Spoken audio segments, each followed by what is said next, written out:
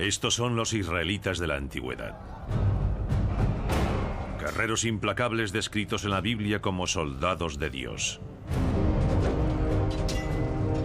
Son feroces, inquebrantables y despiadados. Su líder es Josué, un brillante estratega militar, dispuesto a llevar a los israelitas a la tierra prometida, la tierra de Canaán. Para cumplir esta misión, Josué y su ejército luchan en algunas de las batallas más brutales descritas en la Biblia. Tal vez la más conocida sea la batalla de Jericó.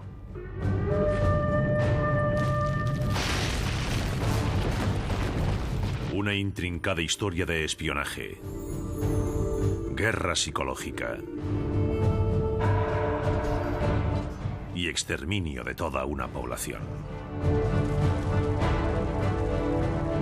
Pero Jericó es solo el primer paso de una larga campaña militar destinada a conquistar la tierra de Canaán.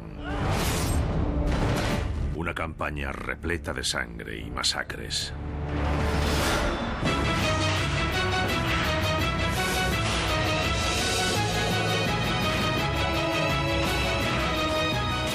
Batallas legendarias. Josué, la matanza épica. El poderío militar de Josué es descrito por primera vez en la Biblia durante la campaña del Gran Éxodo de Egipto en el siglo XIV a.C. Poco después de cruzar el Mar Rojo, los israelitas sufren la emboscada de un pueblo cananeo, los amalecitas.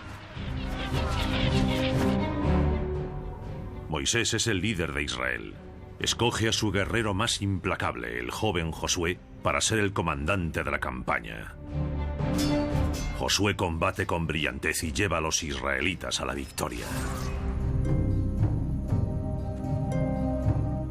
Pero tanto él como Moisés se dan cuenta de que los israelitas necesitan una fuerza de combate más eficaz si pretenden invadir y conquistar Canaán y sus docenas de ciudades-estado fortificadas. Las tropas de los israelitas son guerrillas de infantería ligera.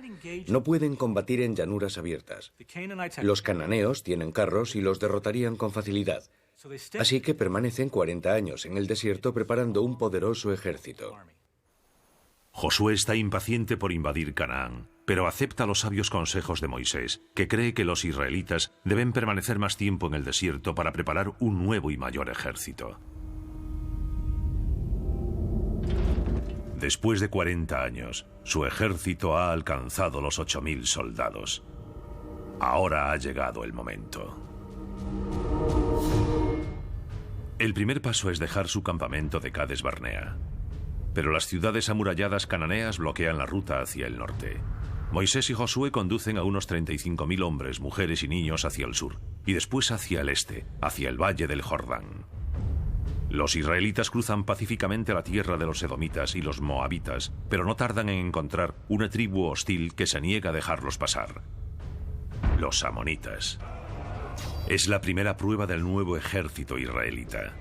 Josué demuestra que no ha perdido su destreza militar y lleva a su ejército a la victoria. Entonces, según la Biblia, Moisés, Josué y los israelitas atacan a otras tribus del valle de Jordán en su camino hacia Canaán.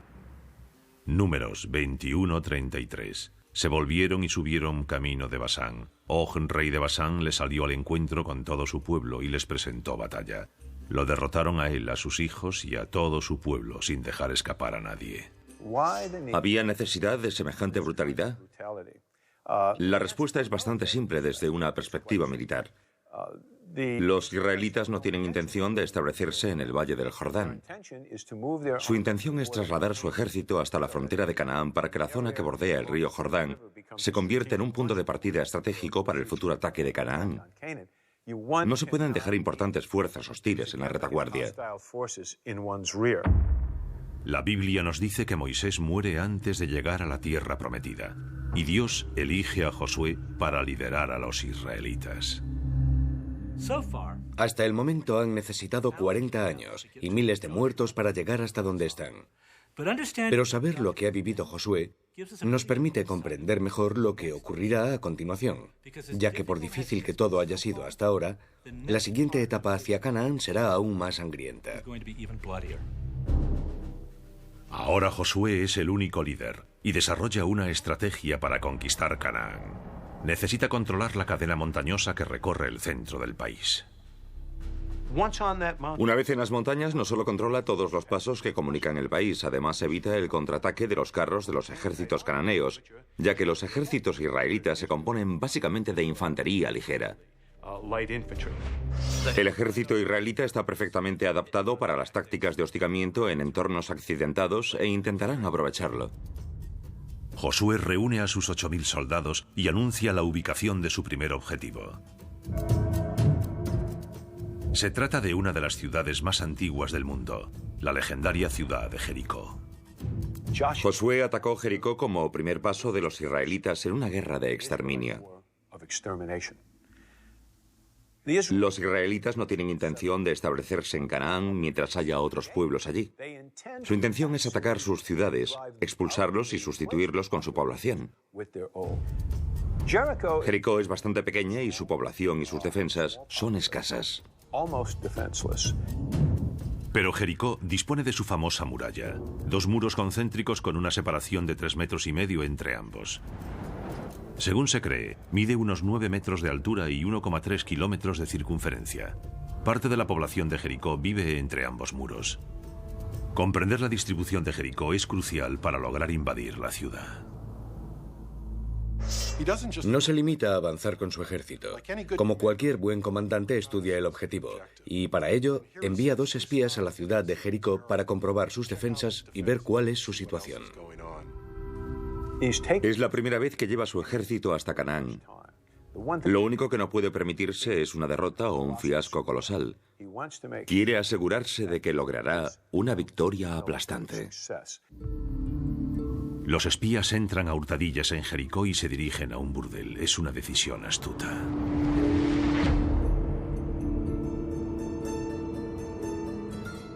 La elección de una posada o un prostíbulo es absolutamente brillante. Se trata de una ciudad pequeña. Cualquier extraño sería descubierto de inmediato. El único lugar que podría proporcionarle no un escondite, pero sí una buena excusa para estar allí sería un prostíbulo. Además, en esos lugares se habla mucho y podrían escuchar muchos chismes sobre la disposición de las tropas, su moral, etc. Encuentran a una prostituta dispuesta a prestarles ayuda. Su nombre es Rahab. Rahab habla a los espías sobre la situación de Jericó y deja muy claro que la población está desmoralizada. Los relatos de las grandes matanzas durante la campaña en Jordania han llegado a sus oídos. Están muertos de miedo por si son atacados. Según la Biblia, Rahab vive entre los 2 muros concéntricos. Es un dato importante, porque, como veremos, hay quien cree que la ubicación de la casa de Rahab es crucial para el desarrollo de la batalla de Jericó. La noche ha caído y los espías están dispuestos a salir de Jericó y ofrecer su informe a Josué. Pero son descubiertos. Los servicios de inteligencia del rey de Jericó se enteran de que los espías israelitas están en la ciudad y los descubren en casa de Rahab. Se presentan allí y le exigen que entregue a los espías. Según la Biblia, Rahab encubre a los israelitas. Josué 2:4-6 dijo: es verdad que esos hombres vinieron aquí, pero yo no sabía de dónde eran. Se fueron al caer la noche, cuando estaban por cerrarse las puertas de la ciudad, y no sé a dónde habrán ido. Si salen tras ellos, aún pueden alcanzarlos. Aparentemente se contentan con esta explicación. Lo lógico sería realizar un registro, pero, dada la profesión de Rahab, probablemente es muy persuasiva. ¿Dónde están los espías? La Biblia nos dice que los ha escondido en el tejado. Al amparo de la oscuridad, los espías deben escapar de la ciudad y reunirse con Josué. Pero antes de regresar, dicen a Rahab: Como nos has ayudado, queremos que te salves cuando ataquemos esta ciudad. Para que sepamos que esta es tu casa, toma un cordón rojo, átalo a la ventana y nada te pasará ni a ti ni a tu familia. Rahab ata el cordón rojo en la ventana y los espías descienden con una cuerda por la muralla. Los espías dan a Josué su valiosa información. La pequeña población de Jericó está aterrorizada y por lo tanto es vulnerable. El informe convence a Josué de que es el momento de atacar la ciudad. Josué cruza el río Jordán con su ejército hacia Jericó. Es un gran ejército. Nuestras estimaciones son de 8 a 9.000 hombres, uno de los mayores ejércitos jamás vistos en Canaán. Dentro de las murallas, los ciudadanos de Jericó están aterrorizados. Se aproxima el ejército que, según han oído, se ha abierto paso sin compasión por el valle del Jordán. Jericó es una ciudad pequeña de unas 3 hectáreas, el tamaño de 3 campos de fútbol aproximadamente. Los historiadores toman como referencia 800 habitantes por hectárea urbana. Para estimar la población de la antigua Jericó, los multiplicamos por 3 hectáreas y obtenemos una población de unas 2.500 personas aproximadamente. Alrededor de un 20% podían ser movilizadas para defender la ciudad. La muralla que rodea Jericó tiene casi 1,5 kilómetros de circunferencia. Pensemos en un ejército de 8 o 9.000 hombres rodeando una ciudad cuya muralla defenderían no más de 500 hombres, uno cada 3 metros aproximadamente. El ejército israelita podía rodear Jericó con grupos de 6 soldados situados con 1 metro de separación.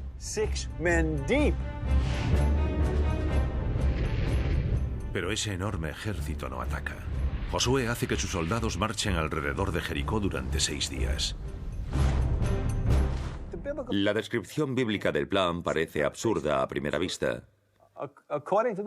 Según la Biblia, Yahvé dice a Josué: deberás marchar alrededor de la ciudad durante 6 días. Según la Biblia, el 7º día los israelitas deben hacer sonar sus shofars, sus cuernos de batalla. Y así las murallas se vendrán abajo. Todo el mundo conoce la vieja historia de Josué en la batalla de Jericó y el derrumbe de las murallas. Josué 3:16-20. Josué dijo: lancen el grito de guerra porque Yahvé les entrega la ciudad. Al oír las trompetas, el pueblo prorrumpió en un griterío ensordecedor y el muro se desplomó. Enseguida el pueblo cometió contra la ciudad, cada uno contra lo que tenía delante, y la tomaron. Las murallas caen y las defensas de Jericó se desmoronan. ¿Se trata de un milagro o hay otra explicación? Las murallas de Jericó se derrumban.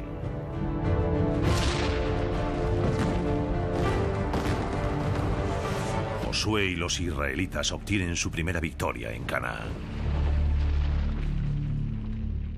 Tiene que haber una explicación bélica más lógica y creo que la Biblia la revela si sabemos dónde buscarla. El secreto es Rahab, la prostituta. ¿Recuerdan cómo salieron los espías israelitas de la vivienda de Rahab? Ella los hizo descender por una cuerda. Además le dijeron que atase un cordón rojo a la ventana. Aparentemente lo hicieron para que el ejército israelita supiese cuál era su casa y ella no sufriese ningún daño.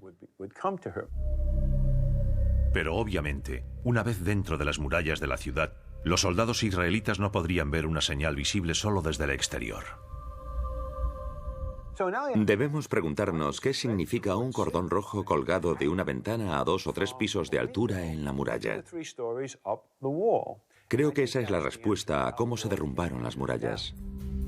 Un cordel rojo puede ser una señal, pero desde una perspectiva militar, esta historia nos ofrece una explicación totalmente diferente. ¿Y si el cordel rojo no está allí para decir no nos ataquéis? ¿Y si es una invitación a subir? Rahab pudo bajar por la ventana la misma cuerda que los espías utilizaron para bajar, para que los soldados israelitas la usen ahora para subir.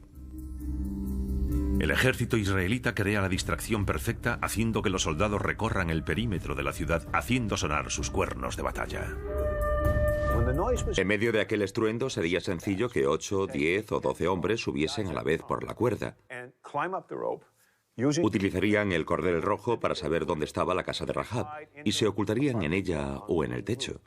10 hombres de cada vez durante 6 días serían aproximadamente 50 o 60 soldados de operaciones especiales dentro de la muralla. El séptimo día, el ejército sigue marchando alrededor de la ciudad. Josué da la orden y los israelitas hacen sonar los cuernos. Por última vez. Probablemente ese ruido fue una señal para que los soldados de operaciones especiales saliesen de su escondite rápidamente. Atacaron a los defensores desde el interior, abrieron las puertas y las murallas se vinieron abajo. Fuera había tal cantidad de hombres en comparación con el número de defensores que podrían haber desguarnecido fácilmente una sección de la muralla. Esto habría facilitado situar escalas de asalto, utilizarlas para subir y metafóricamente hacer caer las murallas. La ciudad está a merced de Josué y a continuación hace algo que siempre ha horrorizado a los lectores de la Biblia. Toda la ciudad es pasada por las armas.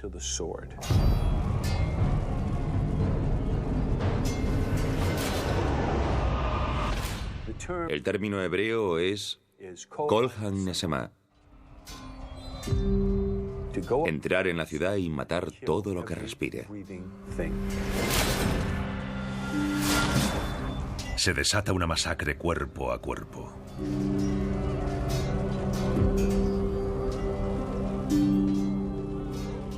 Es una guerra de exterminio. Josué quiere enviar un mensaje a los demás reyes de Canaán. Este será vuestro destino si no os marcháis.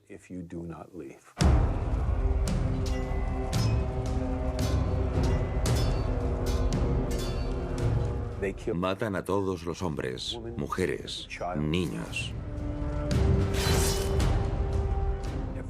A los animales, cabras, ovejas, burros. Literalmente a todo ser vivo. Y después incendian la ciudad.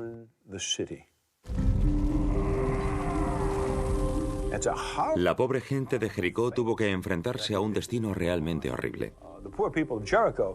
Josué es un buen táctico y un buen estratega. Sin embargo, también parece estar obsesionado por Dios.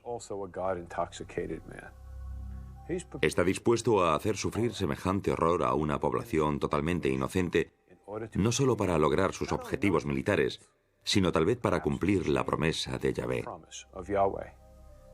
Irás a la tierra de Canaán y tomarás aquellas ciudades que te he dado como herencia. El precio de esa herencia, al menos en términos humanos, es sin duda muy elevado.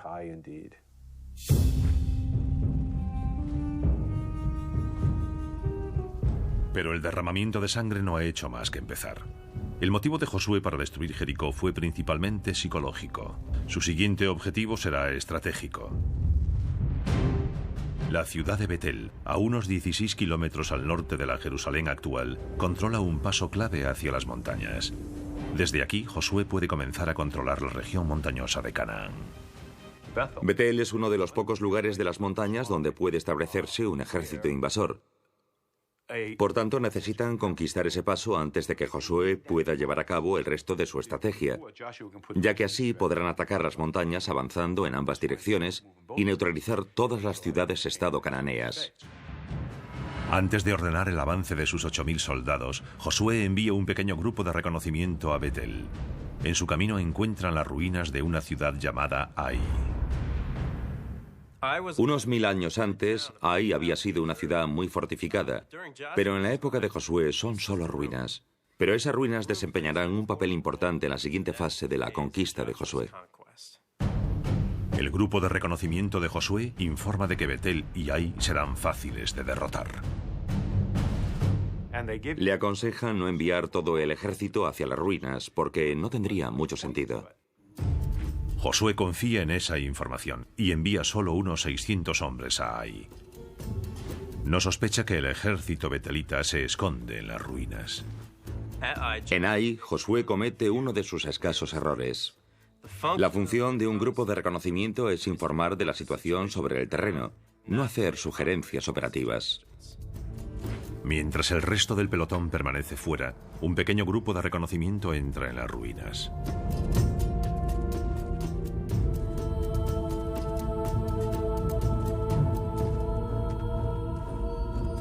Probablemente el lugar les pareció desierto. Entraron en las ruinas y sufrieron una emboscada.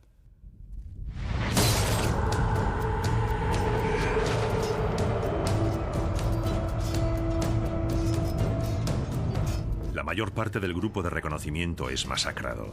Los demás miembros del pelotón israelita son presa del pánico y se retiran. La emboscada de Ai se convierte en la primera derrota de Josué.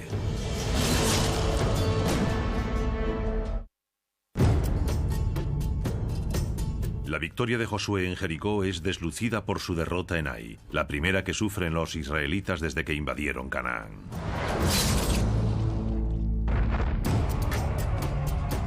Un pequeño pelotón de soldados israelitas sufre una emboscada y es masacrado por un grupo cananeo, los betelitas. Es interesante lo que Josué hace o piensa en ese momento. No le preocupa tanto la pequeña derrota en el campo de batalla como su efecto en la moral de los cananeos. Había destruido la ciudad de Jericó para enviar un mensaje psicológico a todas las ciudades-estado cananeas y ahora sus soldados han sido derrotados.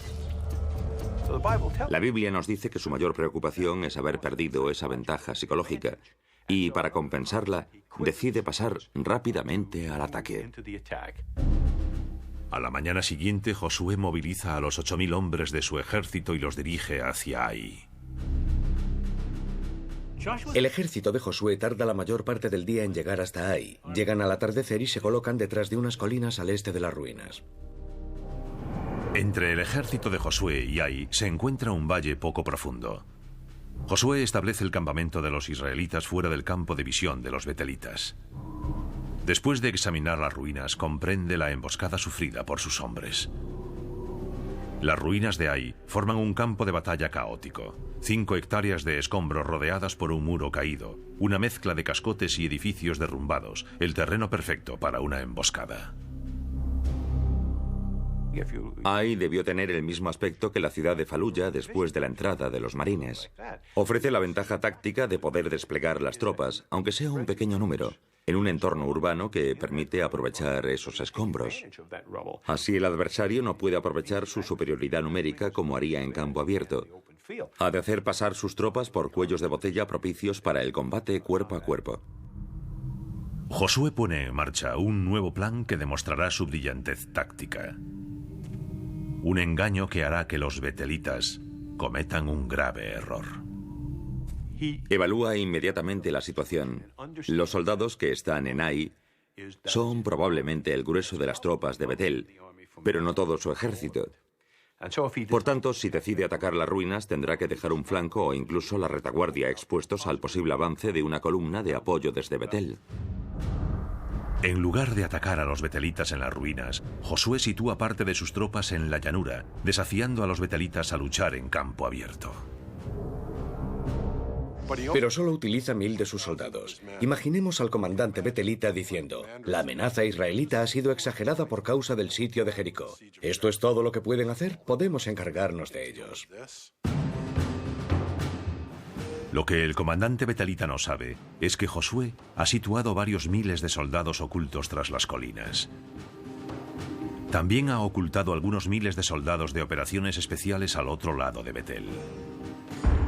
Convencidos de que sus 2.500 hombres pueden derrotar fácilmente al pequeño ejército israelita que ven ante ellos, los betelitas hacen salir de las ruinas a la mayoría de sus soldados para dirigirse a la llanura. Al hacerlo pierden la ventaja táctica de la defensa entre las ruinas, donde habrían podido aprovechar las emboscadas y el combate cuerpo a cuerpo. Los dos ejércitos se enfrentan en campo abierto.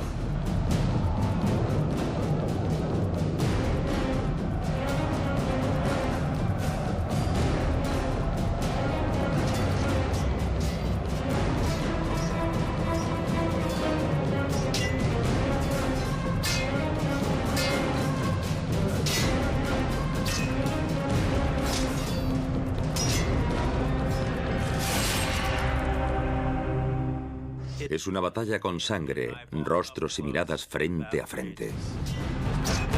El arma principal de ambos ejércitos es la espada curva de bronce. Su hoja de 30 centímetros y su empuñadura se forjan a partir de una única pieza de bronce para darle mayor resistencia. También portan lanzas de madera de 1,80 m de longitud. Estas armas tienen una afilada punta de bronce. Los israelitas también usan ondas que convierten pequeñas piedras en proyectiles letales que matan como balas. El campo de batalla de Ai no tarda en llenarse de cadáveres. Los israelitas que quedan en pie en el campo de batalla están desbordados y se retiran. En este punto, los betelitas comienzan a correr persiguiéndolos. Pero lo más interesante es que las unidades de apoyo que los betelitas habían dejado en Ai también abandonan las ruinas y se unen a la persecución para intentar alcanzar a los israelitas, masacrarlos y acabar con la amenaza de la invasión israelita de una vez por todas. Josué se detiene al llegar a la cima de la colina, se vuelve y, reflejando con su espada la luz del sol, envía una señal a los 1000 israelitas ocultos al oeste de las ruinas. Josué 8:19, y tan pronto como extendió su brazo, los hombres que estaban emboscados salieron rápidamente de su escondite. Josué hace una señal a sus tropas, que salen de su escondite y reducen el campamento betelita de Ai a cenizas.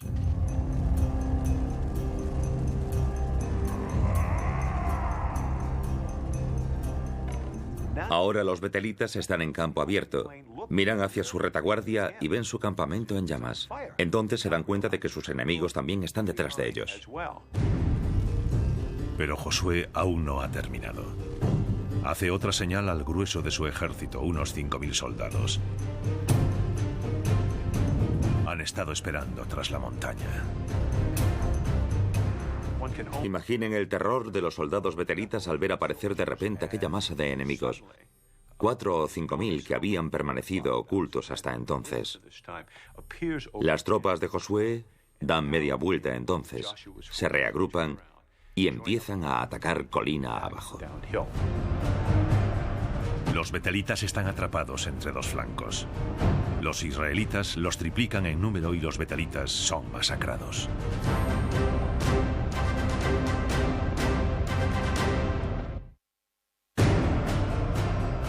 En la batalla de Ai, el comandante israelita Josué utiliza avanzadas tácticas de combate para derrotar a un pueblo cananeo, los betelitas.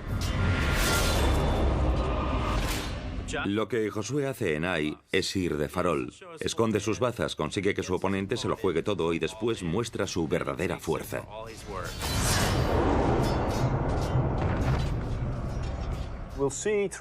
En toda la vida de Josué vemos esos indicios de táctico y estratega brillante.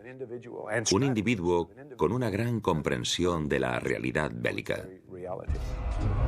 Los israelitas son guerreros experimentados que tienen a su favor la superioridad numérica y a Josué, un comandante brillante.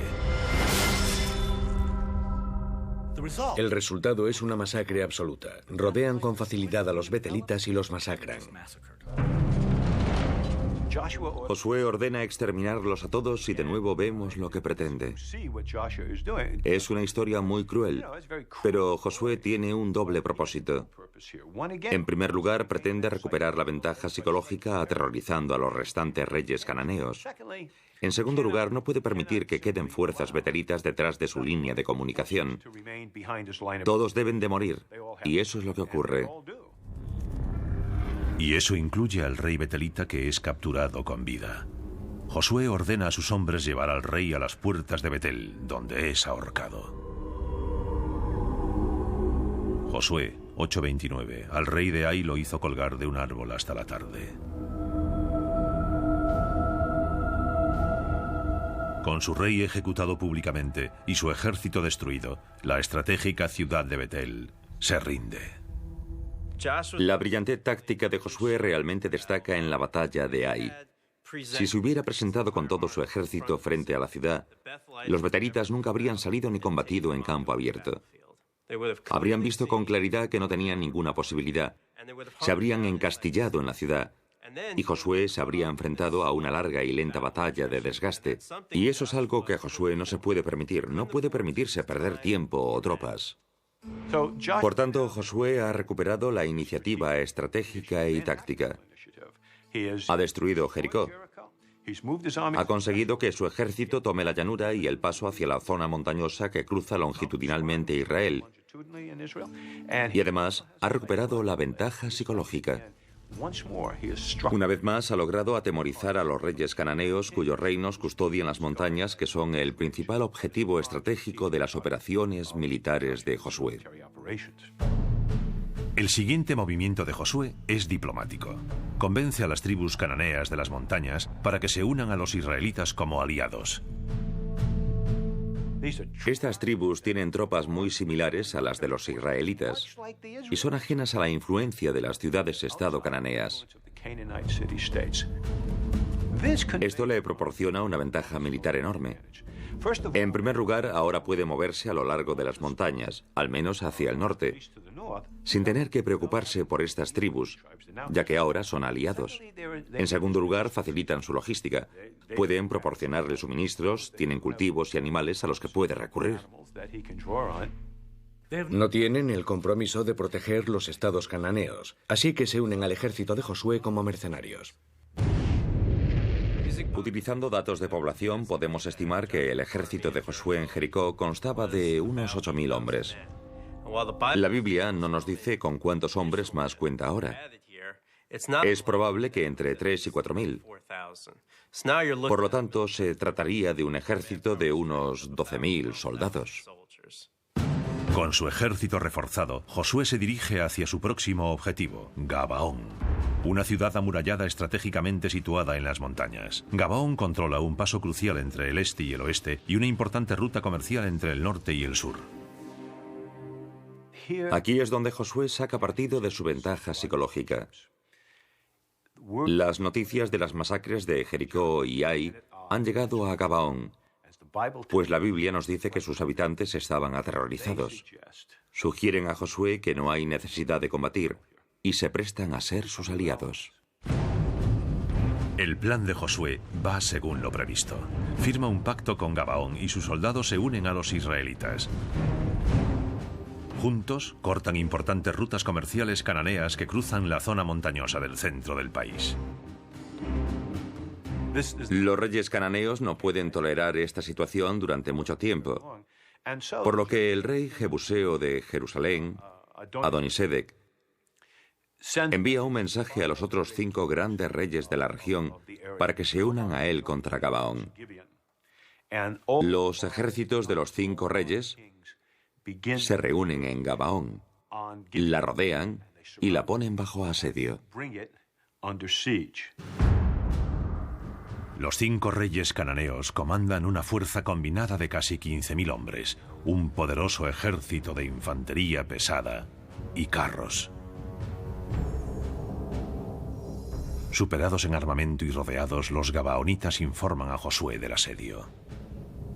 Josué 10:6. Entonces los gabaonitas mandaron decir a Josué que estaba en el campamento de Gilgal: no dejes solos a tus servidores, ven a salvarnos lo antes posible, ayúdanos porque todos los reyes amorreos que habitan en la montaña se han unido contra nosotros. Josué cumple el pacto. Solo han pasado 2 meses desde la batalla de Ai, pero la maquinaria militar israelita ha de entrar de nuevo en acción. Emprenden una marcha nocturna de 29 kilómetros a través de algunos de los parajes más abruptos de todo Canaán. Para ir de Gilgal a Gabaón hay que ascender 450 metros, y estamos hablando de muchas personas, más de 12.000, ascendiendo por un terreno muy pedregoso. Además, deben hacerlo con el control y el orden necesarios para que esas tropas lleguen a su posición de ataque, sin perder la ventaja táctica del factor sorpresa. Durante la noche, los israelitas se sitúan al este de Gabaón.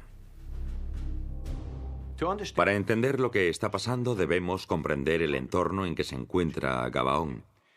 En realidad está ubicada en un valle, pero en el centro de ese valle hay una loma y la ciudad se encuentra sobre ella. El ejército de los cananeos rodea Gabaón desde el valle. Las tropas de Josué se apostan en las colinas cercanas a Gabaón hacia las 3 de la madrugada. Están agotadas por la marcha, tienen hambre y sed. No pueden hacer fuego para calentarse ni para cocinar. Ni siquiera pueden hacer mucho ruido, ya que están en primera línea, listos para atacar. Josué diseña un ingenioso plan que combina el elemento sorpresa con un ataque muy preciso. Cualquier error, cualquier ruido humano o de animal, cualquier fuego delataría su posición y eliminaría por completo la ventaja táctica del factor sorpresa que Josué tanto se ha esforzado por conseguir. Muchos historiadores creen que Josué espera el amanecer para lanzar su ataque. La Biblia dice que Josué rezó a Dios para que el sol se detuviera. Josué 10, 12, 14. Josué exclamó en presencia de Israel: «Detente, sol, en Gabaón, y tú, luna, en el valle de Ayalón». Y el sol se detuvo y la luna permaneció inmóvil. Jamás hubo otro día, ni antes ni después, en que Yahvé obedeciera la voz de un hombre. Probablemente lo que ocurrió fue algo que todos hemos visto alguna mañana: la salida del sol mientras la luna aún es visible en el cielo. Eso parece ser lo que ocurrió y nos da una idea de la hora en que se libró la batalla. Esa hora es crucial, ya que utiliza un elemento de la naturaleza como aliado: el sol. Josué asciende con su ejército por las colinas y ataca con el sol a su espalda. Llega hasta la posición de los soldados cananeos cuando aún están en su campamento, desayunando, medio dormidos en sus tiendas, y cae sobre ellos. Comienza la matanza.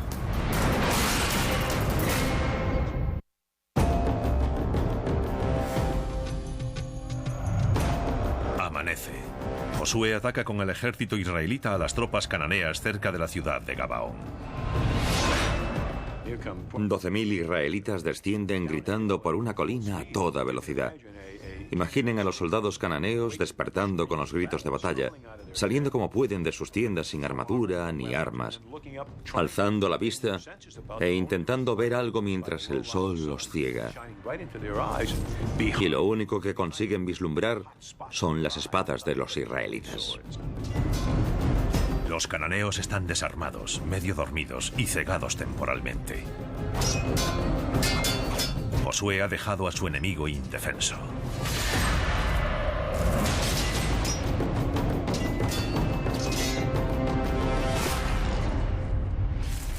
De nuevo vemos su conocimiento del terreno y la táctica. Gabaón está rodeado de colinas. Podría haber situado su ejército en cualquier lugar, pero lo situó en una posición tal que cuando el sol saliese por la mañana lo hiciese a su espalda. Además, atacó desde una posición más elevada a un enemigo que aún estaba en ayunas y casi dormido. Supo aprovechar el terreno, el entorno e incluso el movimiento del sol y utilizarlos a su favor para lograr su objetivo táctico. Es una masacre absoluta. Los que no mueren huyen. Pero no hay escapatoria. Los israelitas los persiguen, decididos a no dejar supervivientes. El objetivo de Josué es aniquilar los ejércitos de algunas de las ciudades-estado más poderosas de Canaán. No vivirán para combatir otro día. Acosan y persiguen hasta el atardecer a los cananeos que huyen en todas direcciones. Después descansan esa noche, se levantan al amanecer y continúan la persecución.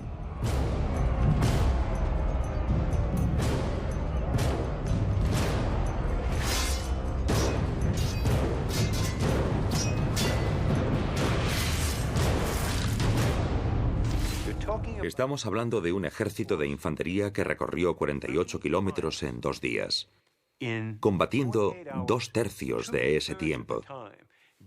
Se trata de una hazaña bélica para cualquier ejército, incluso uno actual. Pero ver algo así, en la época de la Biblia, nos ofrece una magnífica perspectiva de la categoría de Josué como comandante. Libró una de las mejores y más estudiadas batallas de la historia. Es una victoria estratégica crucial para los israelitas y un punto de inflexión en la invasión de Canaán por Josué. En ese momento, Josué ha alcanzado muchos de sus objetivos estratégicos. Controla la mayor parte de la región montañosa central. Ha destruido o pactado con las ciudades-estado más importantes de esa región. Josué prácticamente ha cumplido sus objetivos. Según la Biblia, a continuación Josué derrotará a decenas de reinos cananeos, pero no logra conquistar toda la tierra prometida. Al final, Josué carece del número y la combinación de tropas que necesitaría para conquistar toda Canaán y ocuparla con reasentamientos israelitas. Incluso según la Biblia, Josué no fue capaz de lograrlo y murió siendo un hombre amargado. Hacia el final de su vida, Josué se retira del combate y se desvanece en el anonimato. Fue enterrado solo en un lugar que en hebreo significa la montaña enojada. Y según la Biblia, nadie asistió a su funeral. Es un final indigno para uno de los mejores comandantes de la historia. Y así la sangrienta conquista de Josué de la tierra prometida, y en particular la batalla de Jericó, sigue siendo uno de los relatos más populares de la Biblia. Existe una cierta mitología acerca de Jericó. Tiene todos los elementos de una gran película de suspense: espías, guerra psicológica, estrategia, intriga y, por supuesto, violencia. Nunca la olvidas. La historia de Jericó ha quedado grabada en la conciencia humana. Cuando uno piensa en la masacre absoluta de una población civil, presumiblemente con la bendición de Dios, se plantea algunas cuestiones importantes sobre lo que eso dice de la Biblia. Las estrategias militares de cerco y guerra psicológica de Josué se repiten a lo largo de la historia. En abril de 1975, el ejército comunista de Vietnam del Norte, bajo el mando del famoso general Giap, se acerca desde todas direcciones a Saigón, la capital de Vietnam del Sur. Antes que él, llega una ola de rumores que mina el espíritu de lucha de Saigón. Al igual que Josué, Giap rodea Saigón con sus tropas. Básicamente, rodea la ciudad como una soga que va apretando poco a poco. Su reputación le precede. El pueblo de Saigón recuerda su ofensiva del Tet 7 años antes y las ejecuciones en masa de miles de civiles de Vietnam del Sur.